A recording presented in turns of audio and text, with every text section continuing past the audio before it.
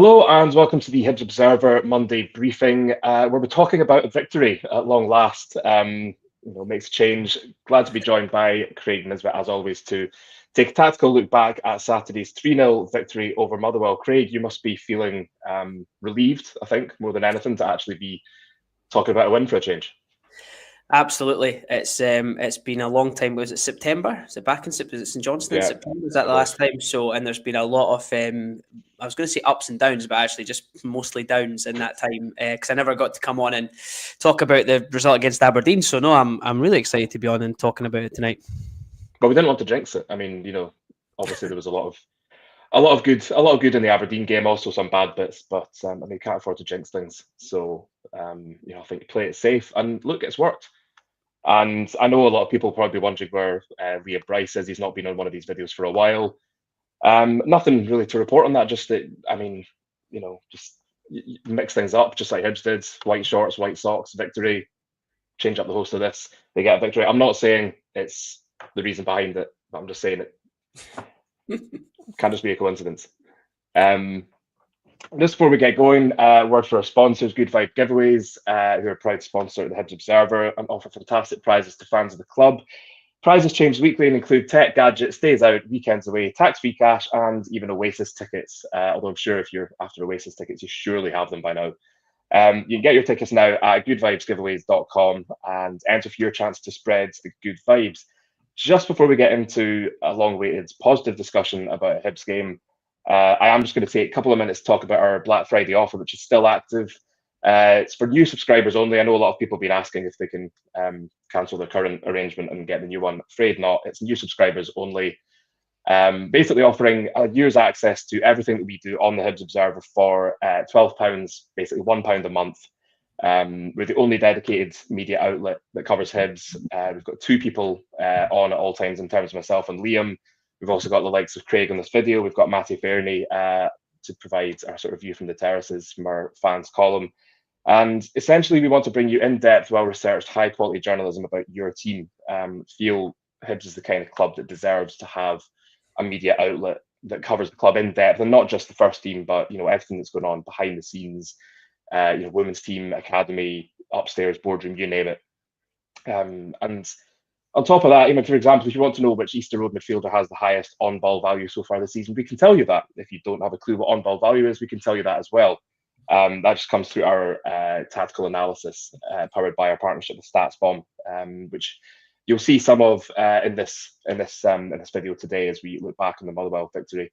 So as well as all that, you can get news and opinion, extensive coverage every match, home and away, scouting reports on transfer targets, exclusive interviews, and so much more that you're not getting anywhere else. So thank you for listening to me waffle on about this. Please do consider subscribing and supporting the Hibs Observer, and we will see you at Easter Road. Right, Craig, on to the good stuff. On to Saturday's game. I think we'll look at the lineup first. Don't think there was a big surprise to see them stay in the back three, just in terms of Jordan Abita still being out, and the success they'd had with it, certainly in the first half against Aberdeen. And on the face of it, it's a pretty good lineup, I think, in terms of who's involved and who's playing where. Yeah, absolutely, and it's it was probably a reflection on where we are that a sort of 3-3 draw, considering how messy that sounds. That lineup, we were like, oh no, we need to stick with the three. And there was a few people I'd been chatting to on Twitter that were saying, oh, second half it was, we were a bit ragdolled with Aberdeen, and we probably need to go back to that sort of 4-2-3-1 setup. But even if you caught any of the Aberdeen game yesterday, you can see, like, with Morris and stuff like that, they've just got crazy pace in those sides, and they've got really good rotations in the sort of forward area. So we did take a bit of a tough time in the second half, but I still think in that first half and the setup that we've got on the screen there, I think for the moment and the players that we have available to us, this is not as good as it gets, because I think there's still good options off the bench and players to come on, which I think we'll discuss later on. But yeah, I think with Iredale, Rocky, and Warren O'Hora, with Ekbateta out at the moment, I think a three suits all of those players. I think putting any of those three into a two, it just won't work. And obviously Nicky Cadden's been unbelievable, and Chris Cadden got the nod there at the weekend, and I think Liam said in his article after the game that, you know, Chris Cadden, he suits being a wing back. You know, I think as a right back, he can struggle, but as a wing back with that extra coverage from Triantis and O'Hora down that side, it works for him. You know, I think Triantis and Newell, you know, you probably could have switched maybe one of them out from the Aberdeen game, but he stuck with them, and I think it obviously proved to be a good decision because I thought they were both very good. I thought Triantis, it was probably his best game for a very long time. And the front three, I really liked how they played, which we'll get into later on. And I think it was a big step up from Hoylett. I thought he played a lot better than he did against Aberdeen. And obviously they picked up some great positions. So no, it was David Gray did well there to stick to his guns, and the changes he made worked. Yeah, as you mentioned, some good individual performances there from the likes of Nectar Triantis, which we will touch upon later in this video. We'll also touch upon the front three, as you mentioned. I'm just going to have a look at the race chart here, because I think a big feature of Hibs season so far has been the expected goals have not always been where they should be. And, you know, I think you can see, you can probably see from the race chart here just how sort of clear-cut a victory it was for Hibs, and, you know, just how much Motherwell struggled as well. Yeah, and just before into that, obviously the other big decision was sticking with Smith ahead of Bursick, especially after the game, which again was another big call, for the manager as well, which he deserves the credit for. But yeah, do you know, I think that's what you know, we've had a race chart and a performance probably like that in us, and I dare say if we pulled up some other race charts, we would see similar patterns, and then there would be this catastrophic individual error or a red card or something happening that then just makes our race chart fall off the face of the earth when the other teams perk up. So I suppose this had been a bit of a long time coming in terms of when we don't concede these type of goals and we're not going down to 10 men, this is what that team's capable of. And actually, you know, I did think Motherwell were quite poor, but I think we limited them really, really well, and we defended really well as well, and we just scored at some really, really good times. And I actually think that sort of from like the 45th minute on, that bit in the second half until we got the third goal was really impressive as well, because that's quite often where we've tired, and it's where Aberdeen got back into the game the other night. And I think we did well there to sort of weather the storm a bit. And then I think, as we'll probably touch on later, I think David Gray got his subs spot on in terms of timing off them as well, and just the little tactical tweak he did in the front three. So yeah, it was really, really positive to see that, and it was good to see us probably get what we deserve. I have included the shot map here, just for, you know, kind of an example of the range of shots. It's a lot of shots from inside the penalty area, obviously a few from inside the 6-yard box. I think the 4 in the 6-yard box are probably Kurarevich's goal, and the 3 attempts before then, the 2 from O'Hora and 1 from himself, before they eventually managed to force the ball over the line. The little kind of orange hexagon you can see on the edge of the 6-yard box is Junior Hoylett's goal, and the kind of pale green hexagon towards the edge of the box is Josh Campbell's goal in the second half. So yeah, I think you can see 18 shots.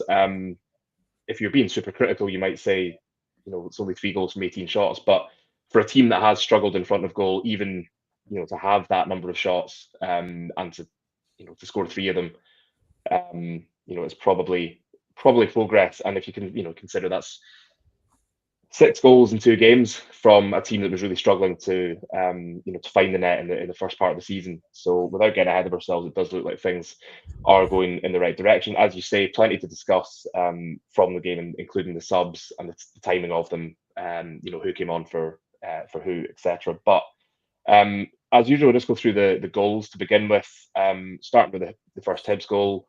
This was really well worked. We've seen Nicky Cadden. We know how dangerous he can be with deliveries from the left, and I mean, this was just, I mean, it's very straightforward but so well worked, and obviously a helping hand from Aston Oxborough in the Motherwell goal. Yeah, what I liked, I suppose, about this goal, I've like kind of put the halo around Triantis there on the ball, and then Ellie's mark just in there. And I think Ellie took up some really, really good positions sort of in between the lines. And what I like here about Triantis is once we work the ball, he drives forward into that area, and it seems like a small thing, but we spoke before many times with me and Liam and yourself sometimes as well about players, committing players, whether it's through a dribble or whether it's just through a run to try and take a body out the way, and it's something we don't always quite see. So obviously in this example, Triantis picks up the ball. He could easily just pop it off to his left-hand side, but he chooses to drive forward. If you go into the next clip, he manages to, again, commit a number of Motherwell players there. And if you see where Ellie then gets the ball, there's like 2 or 3 players around him. And it's crucially, it's then dragged the sort of Motherwell wide player in beside him, which now means that Nicky Cadden, who's now haloed here, is able to get on that run in behind. And I think one thing that, obviously, there's been a lot made about David Gray and the sort of style of play and game model and tactics and strategy at times and things. But I think the one thing that's always been evident in every game has been that once we get the ball wide, we are going to get in the box as soon as possible. We're not going to take, any more touches. It's just going to be out and whipped in, whether that's Chris Cadden or Miller or Obita and then Nicky Cadden. That's what we're doing. So, yeah, Triantis pops it into Yuan. It's a good couple of touches and he feeds it out to Nicky Cadden. And obviously it's, when you watch it back, it's an unbelievable delivery because it sort of looks like it just kind of gets caught in the air and over, because Oxborough comes out obviously and, does his best audition to be a Hibs goalkeeper in the future by sort of getting caught underneath it. But again, and it's one thing that we've spoke about a lot, is we get good bodies into the box here, and I think obviously you can see Kurevic is getting himself in between the centre halves, Hoylett just behind him peeling off, and obviously Ellie's then running into the box to try and get on anything, and obviously Chris Cadden just on the outside. So I think when you play that sort of like 3-4-1-2 or 3-4-2-1, it's really important then that your front players are getting in and around the box. And I know somebody tweeted about Kurevic and being more involved in the game. I think ideally we would like that, but that's what Ellie and Junior Hoylett are for. They're the ones that you want to see on the ball in between the lines, and we sort of, Kurevic probably has to sacrifice a little bit of dropping in to get the ball because we really need him sort of leading the line and dragging defenders away. It may be an interesting question for Gray at a press conference just to see, what he thinks about Kurevic's role in terms of that front three, but unbelievable ball in. And actually, I think Hoylett deserves a lot of credit for the finish because he's probably waiting for it, not sure if the keeper's going to get a touch, and then it'll just drop down, and it's just a very controlled, experienced finish to go 1-0 up. Yeah, I think we've seen actually a few times this season where Hibs haven't really been in a good position to take advantage of errors made by the opposition, and I think it's worked in the other way as well, where other teams playing Hibs, whether it's home or away, have been more alert to opportunities like that and have been able to take advantage. So I think, it was one of those, like we were sort of quite well placed for this in the press box at Fir Park. I think we were sort of level with, certainly I was level with Nicky Cadden when he put the ball in.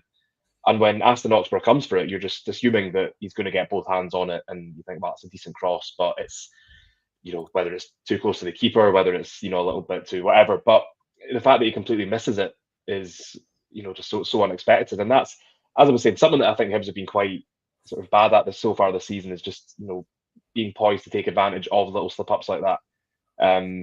It's one thing to kind of try and force the errors in the first place. Obviously, you can't legislate for a goalkeeper. I think Aston Ox was 6'4", 6'5", something like that. Quite unexpected that he doesn't get it. But as you say, credit to Hoylett for remaining alert enough to actually get the finish, despite it maybe not falling for him as he might expect. Second goal, a little less tidy, but nonetheless, a good time to get it. 37 minutes on the clock as the corner comes in. Bit of a stramash, but again, it's a set piece. We know Hibs could be a threat from these. And again, it's a good ball in from Nicky Cadden to kind of cause problems in the first place.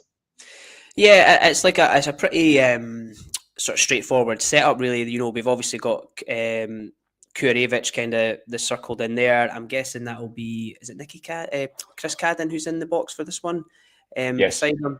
And then obviously, which is quite unusual, because then Rocky, who you might think would be better at attacking the ball, is obviously taking his place in beside the goalkeeper to try and disrupt that. And obviously you've got O'Hora at the back post and Newell on the edge. So the reason I've highlighted Ellie is, though, when he has been playing in that more forward role centrally, and actually noticed it in the Aberdeen game, that listen, he's not somebody who's going to wrestle with the centre half to go and win the header, but he's actually got a really good leap and he's got a good timing, and he actually wins like quite his fair share if he gets the run on it. So the fact that he's in that position there just to run to the front post for a flick on, whether it's intentional or not from the coaching team, it's a really good place for him to go, because he does actually have that ability to flick the ball on.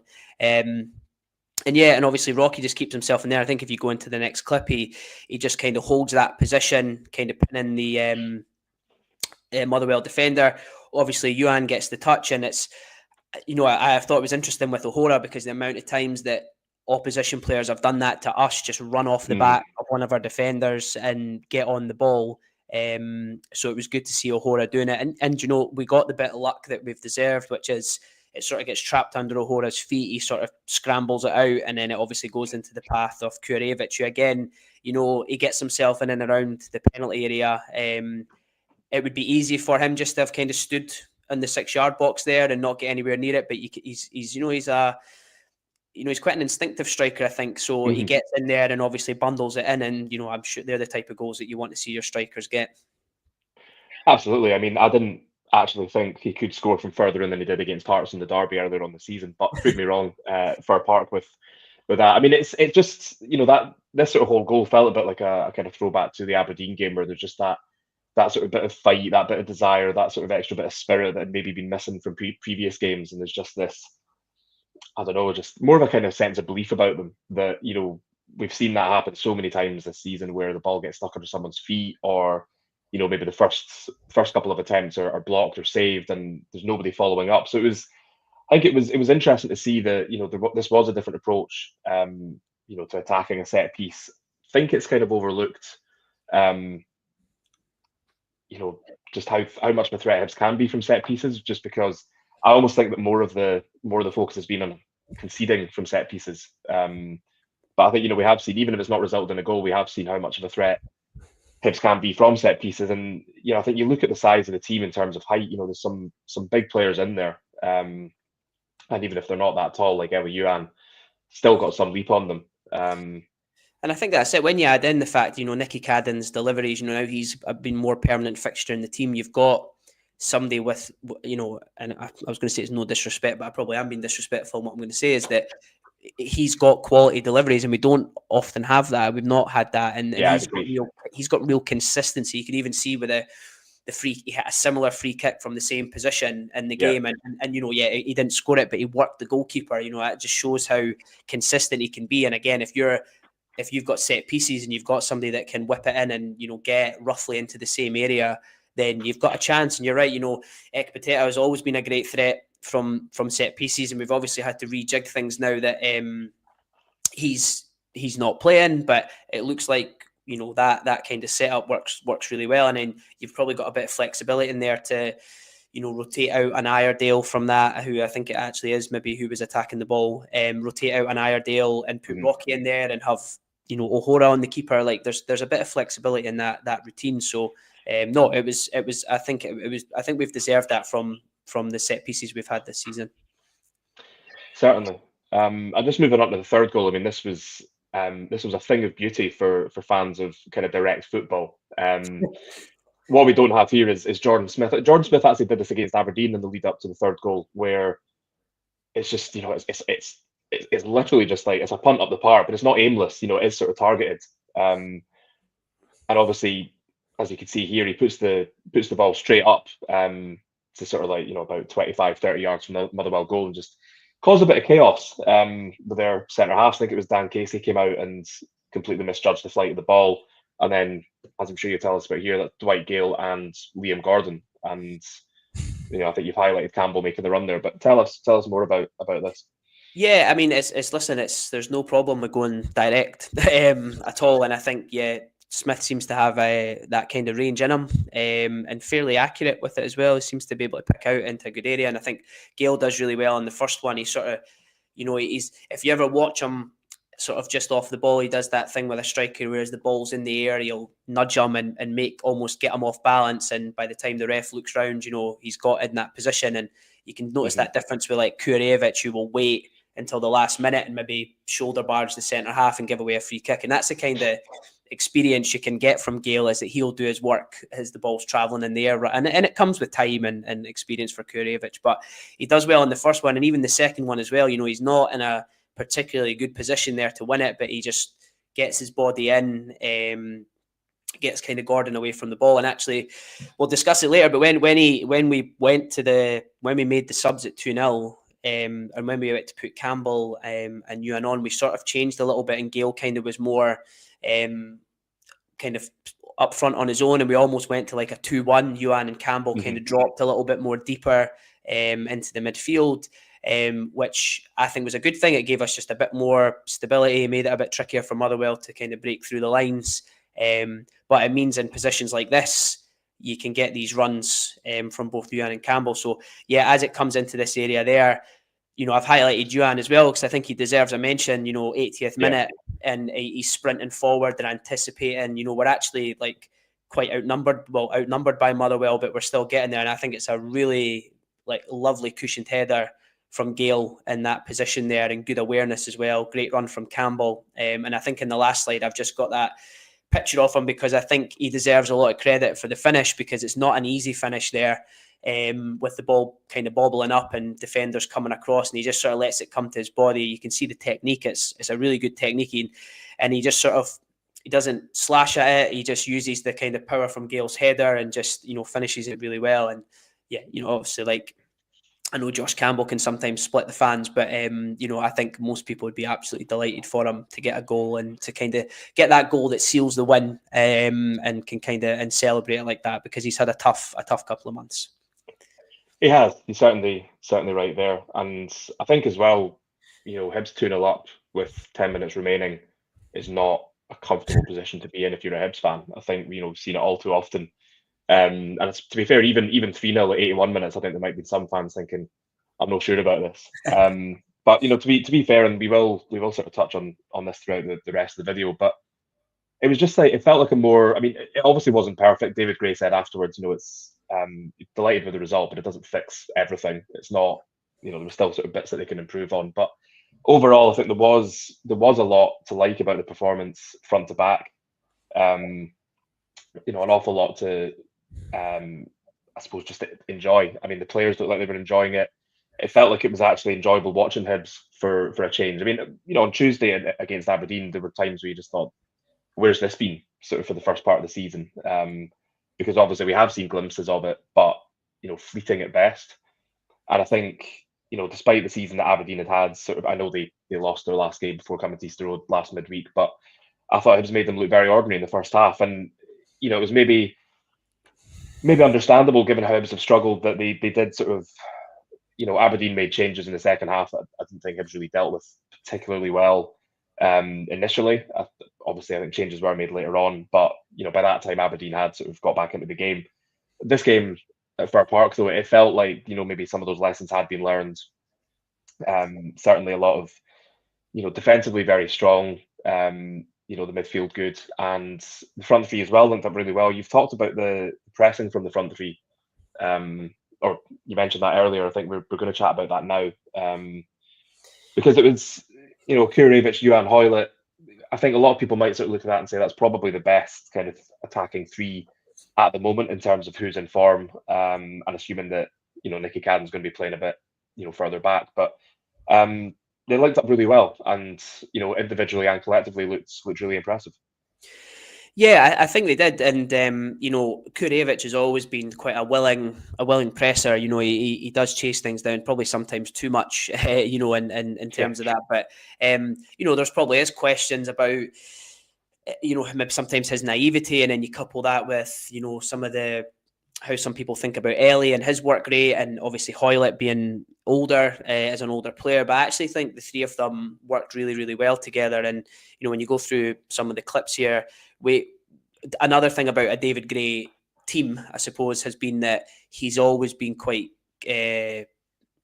sort of set on the fact that he wants us to press high and press aggressive and get second balls, and that coupled with getting deliveries in from the wide areas has probably been the two main things that we've seen. And maybe the big question for him is, after 60 minutes, can we keep that up? Sometimes that's where we tend to dip away. And when we make subs, you can sort of feel that we've lost a little bit of something. However, on the weekend, that didn't happen. So maybe it's a bit of a turning point. But I thought it was just worthwhile highlighting just how the three of them always stayed quite close together, which is important when you're playing in that kind of shape. And Hoylett had a bit more of a free role. He was popping up on the left-hand side a few times. Nicky Cadden was sort of drifting inside. And I just thought the way Ellie chased the ball down and worked was really great. And that this is the same clip here, and you can see as the ball gets played into the Motherwell centre midfielder, that the shape becomes really important, that you've got players ready to press and not let Motherwell turn and play out. And I think you can already see they're anticipating the ball going back to the keeper, which it does, and Kurevich closes it down, and Oxborough kind of hoofs a kick up the pitch and we turn the ball over. And I think it was just what they did that all first half. They just worked really, really well. If somebody was out of position, somebody covered their runs. And I suppose it just means if they're pressing aggressively from the front, it allows maybe Triantis and Newell to sort of be a bit more comfortable in terms of stepping up, and then the back three stepping up and everybody being forward, because where the 3-4-1-2 or the 3-4-2-1 can fall down is if you there's that idea you need to kind of jump, when the ball's going in, there needs to be like a jump from the midfielder to press. And if you don't do that and they turn, then suddenly you've got 3 or 4 players out the game, and it's not a good place to be in. But in the second half as well, 69, I think we actually made the subs just about now, 69th minute. And Campbell took more of that sort of deeper position on the right. Ellie went across to the left. And what was good, there was just a bit of continuity. They worked the same. Gale led from the front, and Campbell and Ewan just slotted into those positions. And obviously Campbell's not as, in terms of Hoylett, won't take up those sort of number 10 positions, but at 2-0, we didn't need him to. We just needed him to come in and do that job, solidify things down that sort of right-hand side. And then obviously we would have Ellie and Nicky on the left-hand side as probably our more creative sort of output. So, I've probably been quick to sometimes criticise Gray for his substitutions, but I think that shape suits those players. And again, this is just about 20 odd seconds since the guys have come on. You can see Gale's pressing, Campbell's up. It's about to go in there, and it's actually, again, it's a midfielder jumping forward. You can see Triantis is up as well, and you could just see they were playing with a lot more confidence, being sure that there was somebody behind them doing the things that they needed to be doing, and not too far away from the ball. So, it was really good to see that, and it was probably the first time I felt like we made our subs and we didn't weaken ourselves. We actually maintained sort of our strength and hold on the game. Yeah, I certainly think I've been fairly critical of Gray as well with subs, not necessarily when he's making them, but who's coming on for who, and if it's a change of shape or whatever. There have been some sort of strange decisions. I think there was a game earlier on the season, I forget which one, where Mariah Welsh came on and was sort of playing wide left. And I appreciate that Gray wants his team to be flexible. I know he's got players in there who can play in more than one position. And Mariah Welsh has played sort of like wide positions for Guyana on international duty. But it's one of those things where I think we do sometimes forget that although Gray has been part of the Hibs coaching staff for quite a while, and he's obviously had his interim spells as manager, he probably is still a relative novice in terms of being that head coach, and that there probably is going to be an element of learning as he goes. I think there's been sometimes this season where he's made substitutions and it has actually completely disrupted the flow of what the team is doing, and it quite often I'm sure we could actually look back and tally up when goals have been conceded with when subs were made, because I know you have the sort of cliche about never making subs before you're defending a corner, but I think there have been times where either the subs he's made or the number of subs he's made or the positions, it has disrupted the way the team's playing, and it's just sort of it's become a bit disjointed. And I feel we're kind of seeing that a little bit less now. Certainly on Tuesday night against Aberdeen, again for Park on Saturday, the subs seem to make sense. They seemed well thought out. It seemed, as certainly in this case, as you've just been saying, a kind of like for like, which kind of kept Hibs in the ascendancy, which felt really kind of important, because that is has been something that they've they have kind of shot themselves in the foot quite a lot this season, where they have just kind of tailed off, and I think sometimes the subs have contributed to that. But the build up in general was good as well. Yeah, and just before on the build up, I think the timing of the subs this time round, like 69th minute, as Motherwell, and that's a time when a team are 2-0 up. Usually the last 20 naturally start to sit in and sit back, and especially for Hibs, it's probably starting to panic about all the previous horror shows that we've had. And I think, Campbell and Gale meant we had a bit of legs, a bit of energy, somebody to disrupt, two people you can't really ignore, because of the way they play.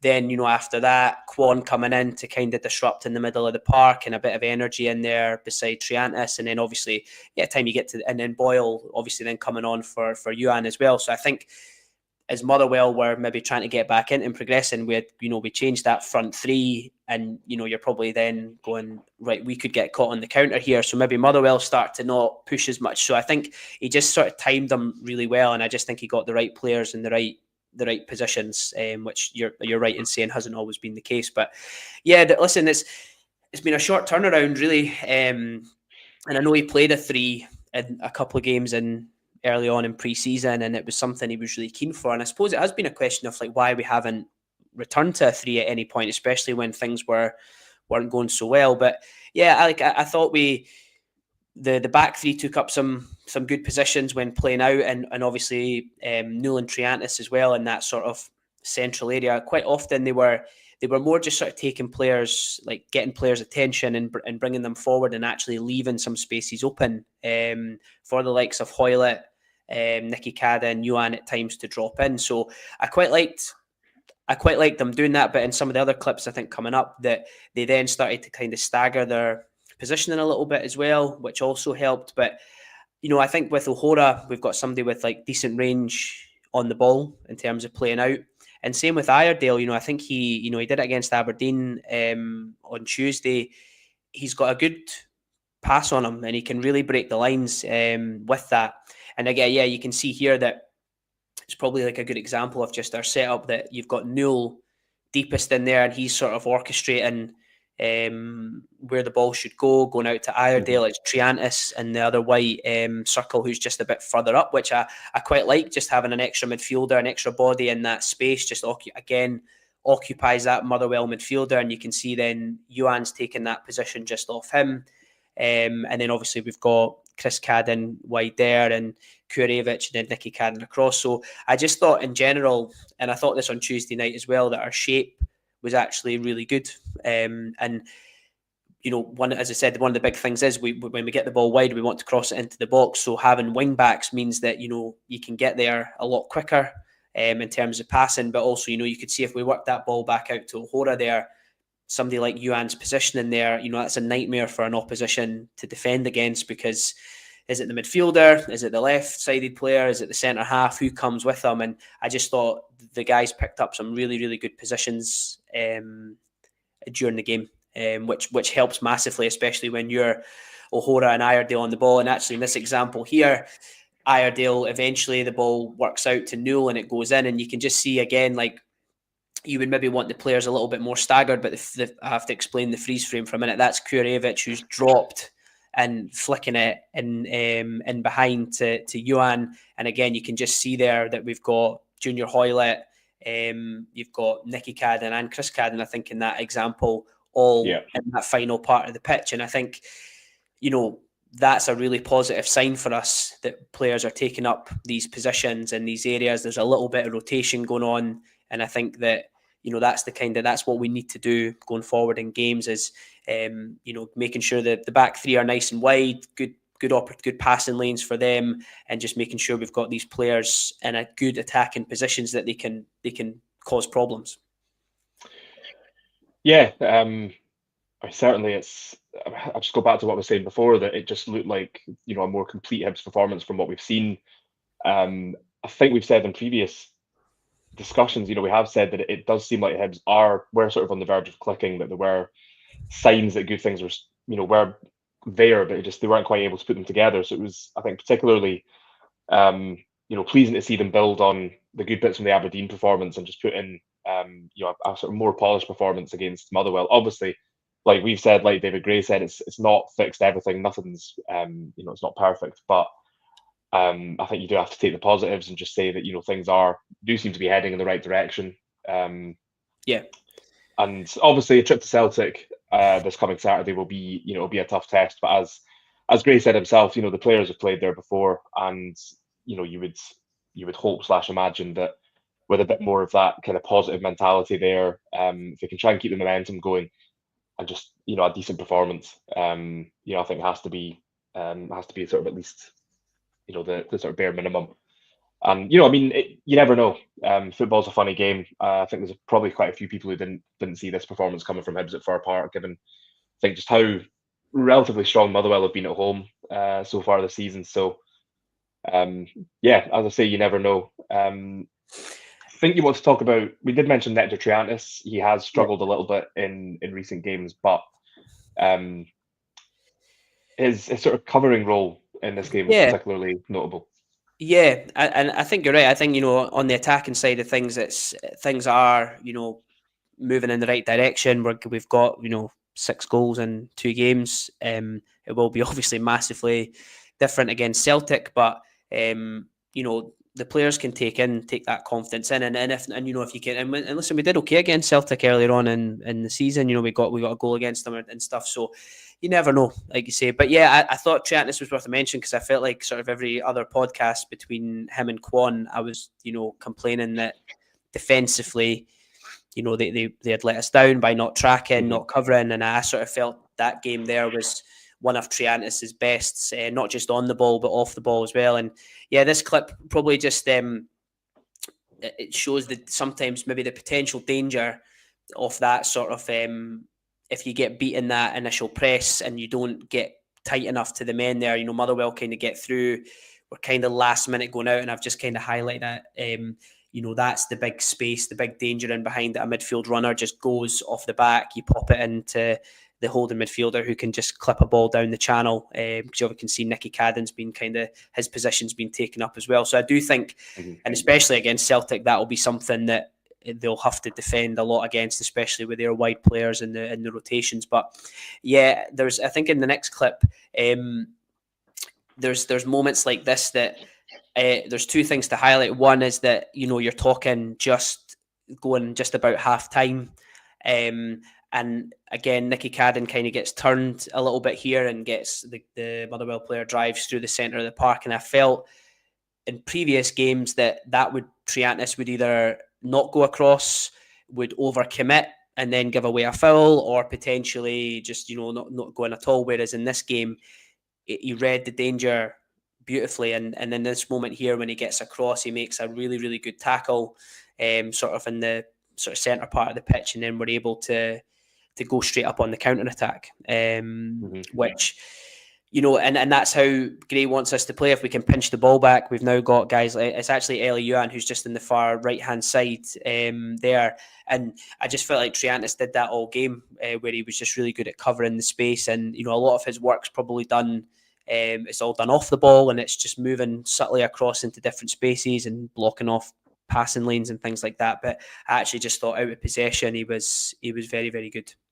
And that's it. That's him winning the ball there with a great tackle. You can see we're a wee bit out of shape there in terms of that, and you can see that if we don't make that tackle, then Motherwell have got quite a good advantage going in. And that is no formation's ever bulletproof, so that can be the difficulty with it. But you can see we win it from that position there.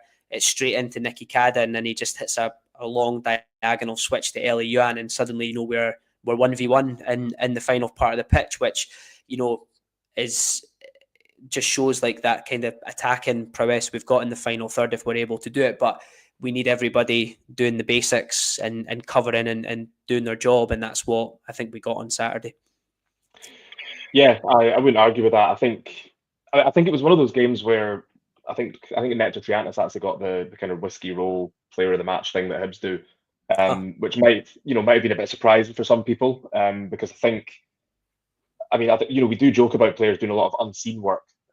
Going back to Brian Kerr when he was in the Hibs midfield, I think there was a wee a wee sort of joke about that, you know, he did do a lot of stuff that, you know, maybe wasn't sort of visible to just a casual observer. But I mean, certainly, you know, noticing that Triantis did that throughout the 90 minutes on Saturday, and you know, I just felt looked a lot more comfortable than he has done previously. I mean, we know what he can do. We saw him at the tail end of last season when he'd moved into that sort of defensive midfield role.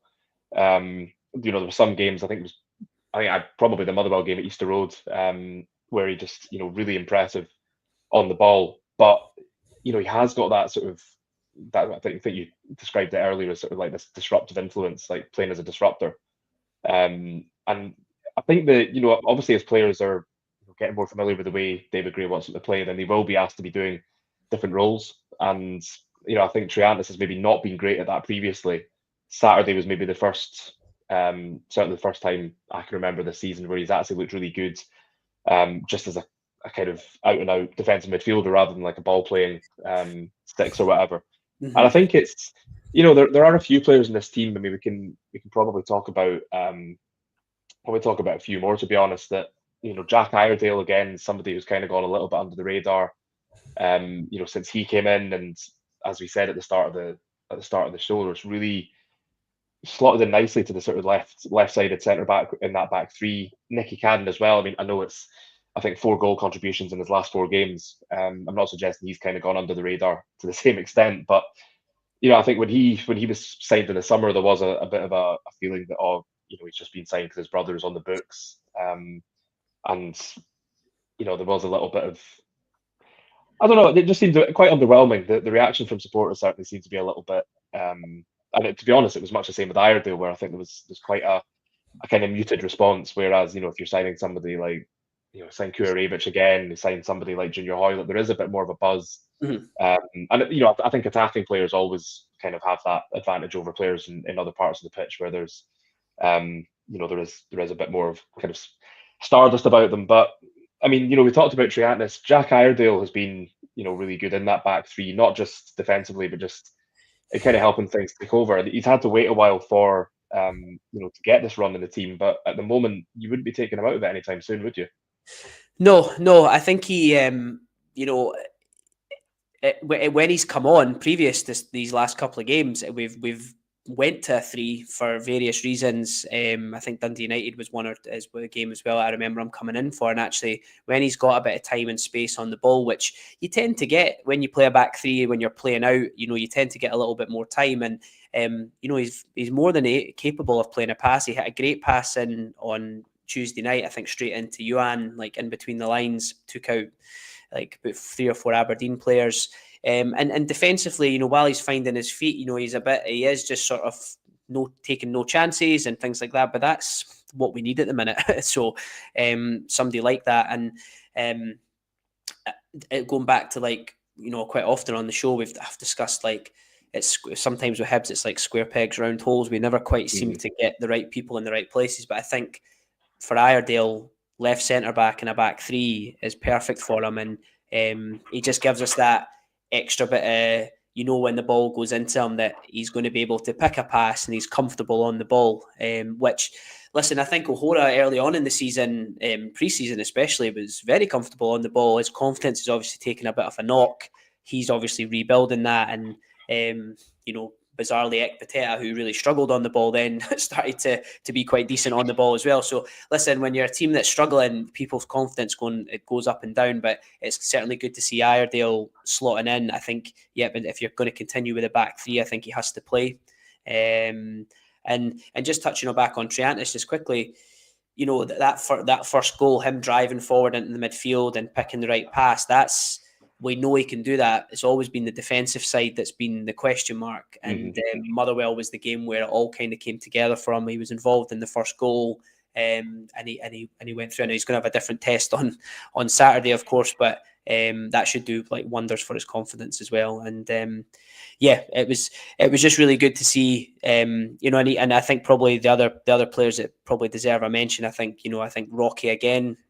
Yeah. You know, coming in from sort of out in the cold in these last couple of games, and you know, getting the last minute equaliser, and then just another really, really solid performance. And Johan as well. You know, I know that there's been a lot about him and the performances and the stuff with Marvin Bartley and things like that, but you know, yes, he's not got the assists or the goals from that, but like I think every game I'm seeing him now, his levels are just stepping up each time. He's getting into good areas. He looks like he's got loads of energy. It looks like he's knocking his pan in right up until the moment he goes off. There's certainly no questions about that as well. So I think he deserves a mention. And also, I think it's real credit to Gray and the coaching team to be able to be getting that out of him at the minute, because maybe how he was used earlier on when he first came back, St Johnstone, then Rangers, then never played for a few games that fans really wanted him to play. I'm imagining there's been lots of discussions behind the scenes and you know, some conversations going on, but whatever's happened, they're starting to get a tune out of him. Yeah, I was actually going to bring him up myself, because I felt, you know, it was probably his best game so far. And as you mentioned, he's not got the goals and assists, but I mean, he's just such a handful to deal with. I mean, he does. There is that sort of unpredictability. Like, you don't know what he's going to do next. I think sometimes he doesn't know what he's going to do next. But you know, certainly there were times where he holds the ball up well. He can, you know, he takes fullbacks out of the game. He's always a threat. I think there were a couple of times where he was trying to get shots away, and that sort of cutting in from the left hand side. But I mean, it feels like sooner rather than later he is going to get back on the score sheet. And I think it's funny that you consider that game against, I think it was Queen's Park in the Premier Sports Cup, where he came off the bench as a sub.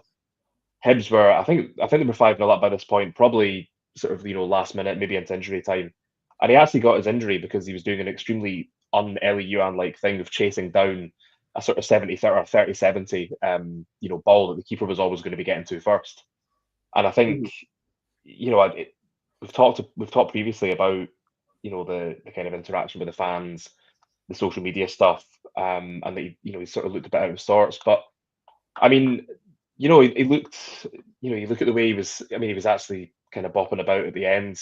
But you know, with the fans, he's, you know, he was right up there with Josh Campbell celebrating when he scored, and it just looks like he looks a lot happier now. And you know, I think that's going to make a big difference. You know, you need your players like Yuan to be at the top of the game. You need them to be, you know, pulling things out of the hat. And it does feel like he had that injury, was out for quite a long time. So maybe it's just he's the kind of player that just needs to be coming back and getting regular games before he can sort of hit his previous heights. But it certainly does look like he's sort of reaching that at probably a good time for Hibs, as their sort of, you know, the sort of collective momentum appears to be turning for the better. And yeah, you mentioned Rocky there. I think, you know, used exclusively in a back four last season under Nick Montgomery, but I just think he suits a back three. Whether it's, I mean, I think he can do okay on the right side of it, but I just think when he has that sweeper role, and he's just, you know, the sort of last line of defence, literally, I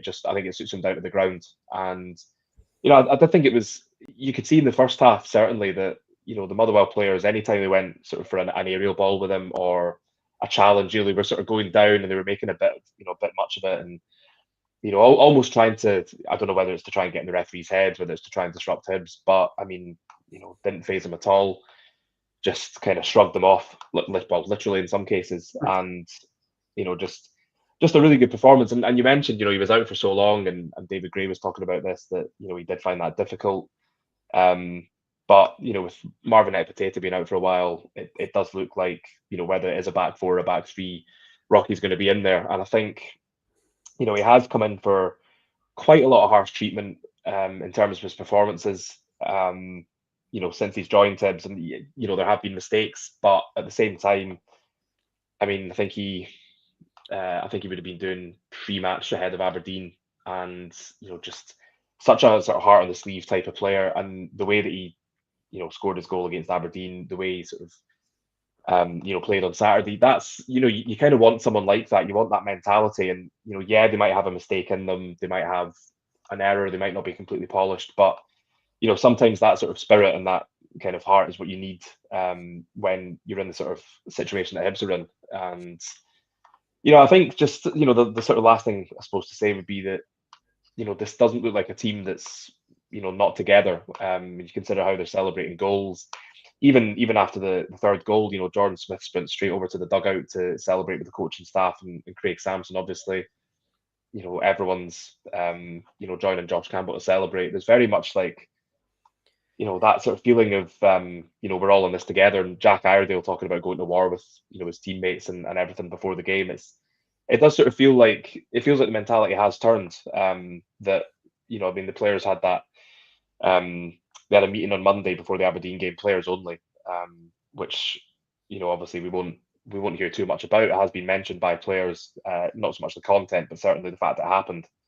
And it looks like we're starting to see a different side to this Hibs team, doesn't it?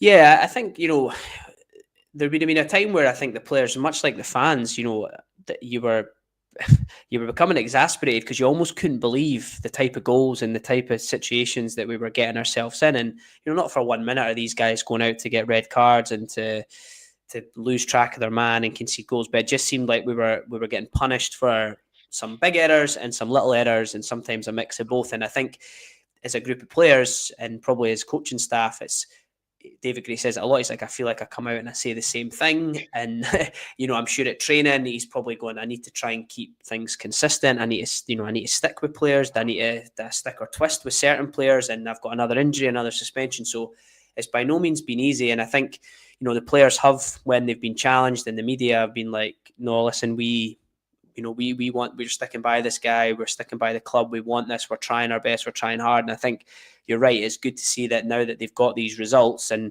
a lot of the fans have stuck by them as well, that they're celebrating in the way that they are. And I think, I think Smith deserves a mention as well, because I think throwing in that Aberdeen game, for someone that's not played in, I think 3 years, was it 3 years since his last competitive game? Yeah, I think I read. March 2021, yeah.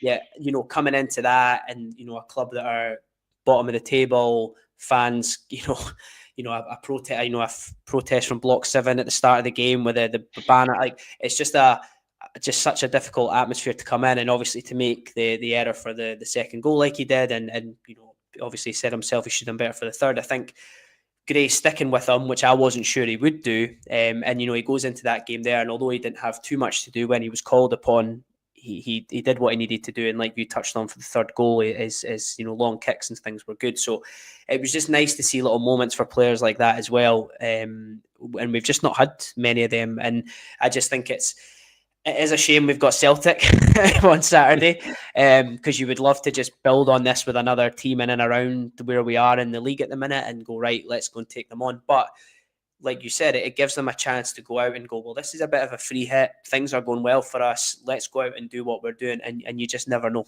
You just never know. You never know, indeed. We will hopefully be back next week with analysis of that game, but I think we should wrap it up there. So thank you for joining us, Craig. Thank you, as ever, for your tactical insight. Just a reminder, if you just joined us later on in this clip, we are still running our Black Friday offer, £12 for 12 months of the Hibs Observer to new subscribers. Gets you access to everything we do, to all our articles, pre and post match press conferences, tactical analysis, exclusive interviews, news, opinion, you name it, you get access to it, and that's on the website, as well as our dedicated app for Apple and Android. And lastly, just great to see so many people watching the stream today. It really helps us if you can click that subscribe button on YouTube and support our channel.